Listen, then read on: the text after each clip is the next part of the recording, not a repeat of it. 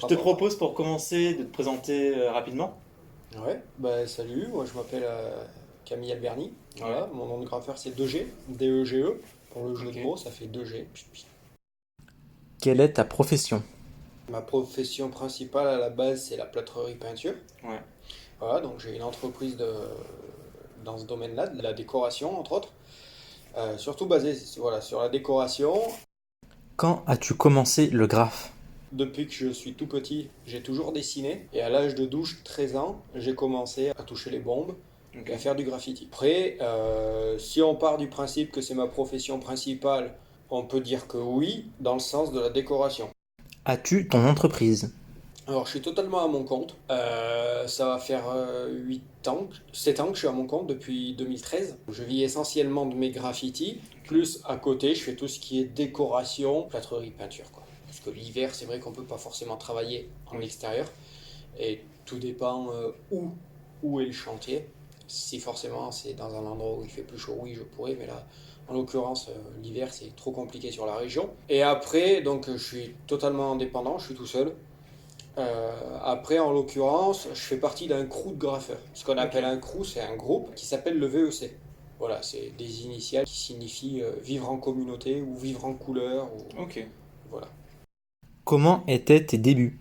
Alors, si on part vraiment de la base, si on repart du collège où là on commence à te bassiner, qu'est-ce que tu veux faire plus tard? Ouais, c'était vraiment pas évident. Je dessinais beaucoup, donc automatiquement les profs n'appréciaient pas forcément parce que je ne suivais pas les cours. Et quand je disais que voilà, vivre du dessin, c'était mon rêve quoi, c'était directement non, c'est pas possible. Donc d'après, de fil en aiguille, j'ai rencontré des personnes, j'ai passé un CAP plâtrier peintre, je me suis mis à mon compte, et petit à petit, bah, je m'exerçais jusqu'à l'heure d'aujourd'hui Ou maintenant ça se passe plutôt bien. voilà, où je prends des revanches.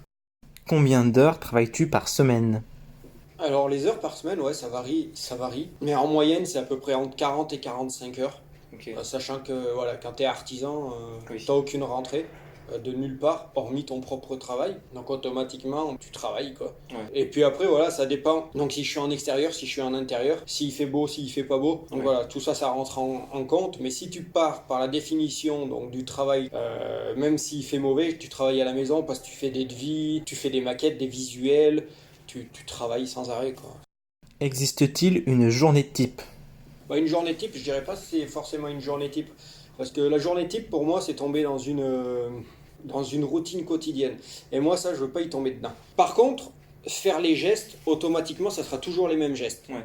Mais quand tu travailles pour un client, admettons A, et un client B, le client A va te demander une telle déco, ok, avec ta patte, il n'y a pas de souci.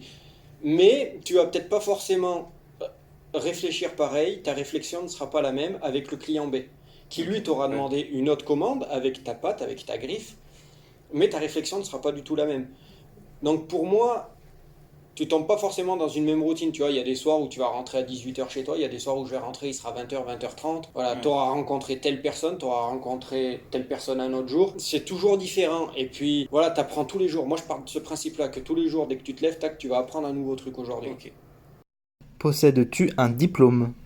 Alors oui, j'ai un diplôme, parce que j'ai arrêté en troisième, ayant le brevet, même si le cursus scolaire n'était pas forcément ma destinée, voire Ouais. pas du tout. Donc du coup, j'ai fait le choix de partir en apprentissage, et après, donc là, j'ai passé un CAP plâtrier peintre. Ce qui m'a mis le pied à l'étrier pour, après plus tard, me mettre à mon compte. Ouais. Parce que sans diplôme, tu vas à la chambre des métiers, tu peux pas te mettre à ton compte comme ça. Il faut bien des preuves comme quoi tu as travaillé dans tel domaine et tout. Après, dans le domaine du graffiti, il y en a qui partent, par exemple, dans des écoles d'art plastique ou des écoles d'art. Moi, totalement pas. J'ai fait aucune école de ce type-là. Je suis totalement autodidacte. J'ai appris sur le tas. Et en allant à la connaissance d'autres graffeurs. Et après, voilà, le but de mon CAP que j'avais passé, c'était de me mettre à mon compte automatiquement derrière. Est-ce compliqué de devenir indépendant? Est-ce que je pense que ça peut être à l'opportunité de tout le monde?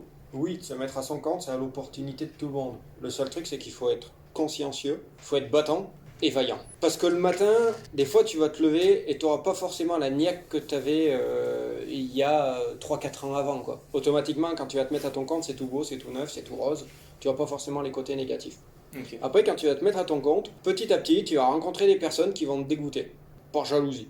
Ok. Moi, la plupart du temps, c'est Je le conçois comme ça. Après réflexion, c'est souvent par ça. Ils te mettent des bâtons dans les roues, ces personnes-là, mais c'est pas grave, parce que tu tombes. C'est pas bien grave ça. L'important c'est de se relever. Ouais. Et quand tu te relèves, là t'apprends. Et t'apprends que ces personnes-là, en fait, veulent pas forcément que tu réussisses. Et veulent te manger un peu du travail. Parce que eux, ils ont envie de faire ça. Donc ils veulent t'éliminer. Ouais, et eux n'ont pas forcément eu le courage de se mettre à leur compte ou... Exactement. Et ils sont jaloux parce que bah ouais, toi t'as envie. Ouais. Mais ce qu'ils voient réellement de leurs yeux, c'est que la face décachée de l'iceberg, Oui. que ce qui flotte.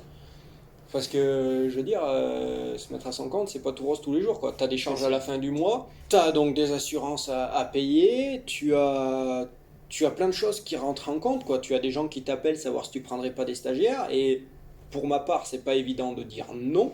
Des fois, tu dis oui, mais voilà, quoi. Ouais, ça reste compliqué, c'est Ça toi reste qui gères compliqué, tout, et il y a surtout, personne... surtout quand tu fais, voilà, Ouais. quand on est sur des pièces uniques, comme là en l'occurrence à la mission locale, tu as une attente de ton client. Et Ouais. l'attente du client, c'est moi je veux ça, je veux ce que vous m'avez présenté. Si je mets un jeune qui n'a jamais dessiné, qui n'a jamais touché la bombe, qu'est-ce qu'il fait la journée? Ouais. Il me regarde. Moi je prends pas un stagiaire pour me regarder. C'est sûr. Mais après voilà, moi j'encourage fortement les jeunes à dans n'importe quel projet, Ouais. outre le graffiti, à se donner à fond dans leurs branches et à être réaliste. Moi, on m'a souvent dit, ne rêve pas, t'en vivras pas. Mais au fond de moi, il y avait quelque chose qui disait, c'est pas forcément rêver parce que j'ai passé un CAP plâtrier peintre. Derrière, j'ai une sécurité. Ouais. Dans le sens où je peux toujours faire de la plâtrerie peinture n'importe où. Et n'importe où je sois. Le graffiti, je me suis dit, bah tiens, je vais m'en servir optionnellement à l'entreprise. Et de là, je l'ai Et de là, tu l'as je mis l'ai en... gravi autour. J'ai plus fait de la pub pour mon côté, en guillemets, graffiti Ouais. que mon côté décorateur d'intérieur. Ouais. Voilà. Même si c'est, allez, 60-40, quoi. 60%, Ok. 40%. Mais à l'heure actuelle, c'est vrai que depuis l'année dernière, je fais quasiment 90% que de graffiti, quoi. Ok, ouais. Voilà. Bah, je te remercie. Ben, merci à toi. Et un petit mot pour la fin, si tu as envie de dire quelque chose ou un truc en plus par rapport au graffiti ou n'importe. Ouais, ben moi j'encourage les jeunes à faire du graffiti. Ok. Voilà, du graffiti légal et à mettre de la couleur dans la vie parce que il faut éteindre son poste de télé, ce qui nous manque c'est que du noir. Donc moi j'encourage les jeunes à même lâcher un peu les réseaux sociaux et être beaucoup plus à l'écoute de l'autre. Ok. Voilà, et puis je remercie la mission locale.